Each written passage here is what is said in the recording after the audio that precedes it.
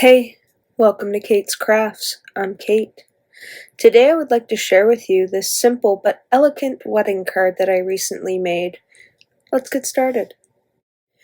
So to start, I have got some 65-pound paper in this shimmer white gold color and black. And I'm going to take the Lawn Fawn stitched rectangle frames as well as the outside in stitched rectangle die, and I'll be cutting out the white with the frame and the black with the outside in stitch rectangle. And with the frame, I don't want the frame itself, I want the inside bit to it. So I'm going to take that frame and set it off to the side for another project, and I will cut out the black with the outside in stitch rectangle die. Careful to pop it out because I have ripped them before and I don't want to do that. So you can see here what I plan on doing with that. I just want that thin black border. Now this is the stitched thought bubble frame by Lawn Fawn, and what I'm after here really is just the heart. I didn't have any heart dies that I could use for this, and this was the only one that I had, so I end up cutting this out, I want to say about 7 times, but I only cut it out about 5 here. And here I have the C9 marker that I'm just coloring in all the hearts that I've cut out. And because the paper, or the cardstock, is shimmery, the shimmer kind of shows through the alcohol marker, which is, it's really nice. It's pretty. I like using alcohol markers on this paper. And I'm not 100% sure what that stamp set is. Stampera, Stampendous, I don't know. I'm not familiar with the brand. I did receive it in a blind box that I got from Scrap and Stamp last Christmas, I think it was. They were doing a de-stash box, and you could order a box and just get a bunch of stuff that, you know, they didn't need anymore or want. And I got a lot of neat stuff and a lot of stuff that I ended up passing on to my sister-in-law, and this was one of the little stamp sets that was in the de-stash box, which was kind of neat. So I ended up using the congratulations and the best wishes. Now here I've got my Wendy Vecchi Make Art Station, which is well loved and I used quite a bit.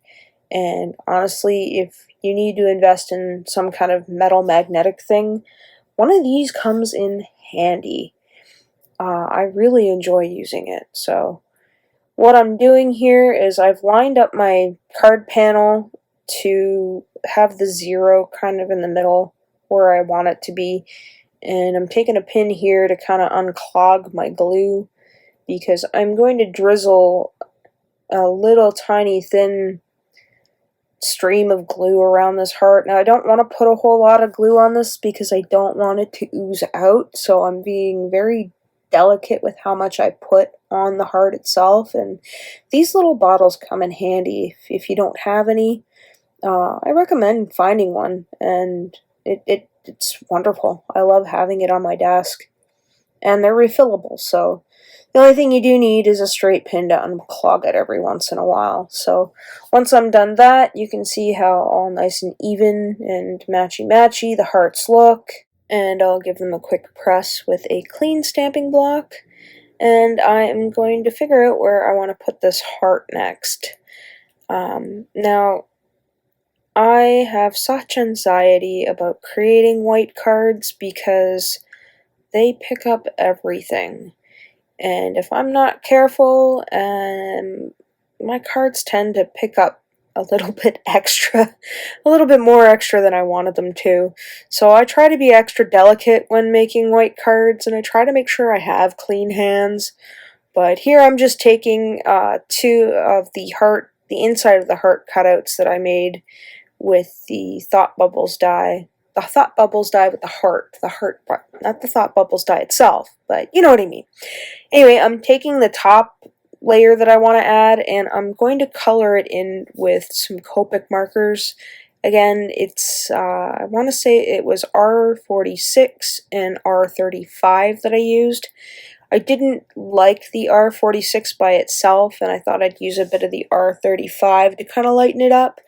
Ideally, I would have liked to have used R29, but mine is all dried up, and I am currently waiting for the refill to come in. I recently ordered a couple of Copic refills when I ordered my Lawn Fawn and Simon Says stamp collaboration stamp set.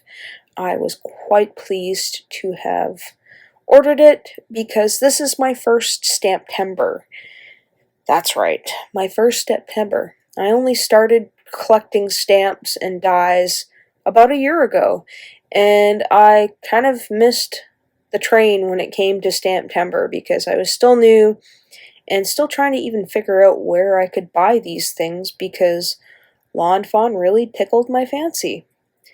So here I'm just going around the heart, and I'm using my R35 marker, I want to say.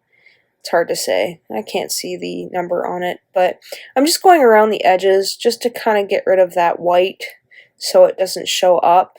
And I'll add a little bit of glue to the back side, and I will off-center that to my my heart over the best wishes. So I'll make sure my stamping block is clean so I don't destroy my card. And I've got these little bitty tiny gemstones. I've probably had them for 15 years. I don't know where they came from. I have them stored in a little Ziploc bag from Sephora that I think I got like a sample of foundation in or something like many moons ago. And I try to reuse a lot of the stuff that I have. So this was actually sitting in my makeup drawer and I completely forgot about it and came across it and thought, oh, I could probably use something like this. So that's what these are. I don't know what brand they are. I don't know where they're from, but they don't have any sticky back. I did, however, used to use these with eyelash glue, and I would glue them on my face for shits and giggles. So once I've picked out the color that I want, I'm going to add just a tiniest bead of glue to my heart, and I'm going to plop that sucker down. And once I've got that down, any excess glue that was oozing out, I'm going to kind of scrape that away delicately with the picky part of my jewel picker. And once I'm happy with that placement, I am going to add in the white hearts. Now, I had said earlier that I cut out 7, but I'd only first cut out 5. Well, because I had stacked up a couple of those extra hearts, I end up cutting out some more hearts so I could use the insides of the hearts that I cut out, and I'll save the other hearts for the... Oh God, this sounds like a drinking game. How many times can I say hearts in one video? On that note, I'll end up saving the frames of my hearts for another project, and I'll use the inside of these guys to kind of give the front of my card a little dimension. Not much dimension, just a little subtle dimension. And once I'm happy with that and the glue has dried, I am going to add some double-sided adhesive, Easy Runner, and a little bit of Tombo mono glue on the back, and I'm going to glue that to my black border here. Or not my border, but my black panel. So I have this pretty little black border that kind of ties in with the shimmery black hearts. So once I'm happy with that, I will add that again to a white card panel with some foam tape just to kind of prop it up and give it a little more subtle dimension. And I will, instead of doing my normal lazy hack, I'm just going to go all and take the extra effort to measure it all out, because this is going to probably be put in the mail. This was a commission card that I was asked by my mother to make. Generally, if I owe my mom any money, she asks me to make her a card in return. So I can see my debt racking up if I ever need to borrow anything from her.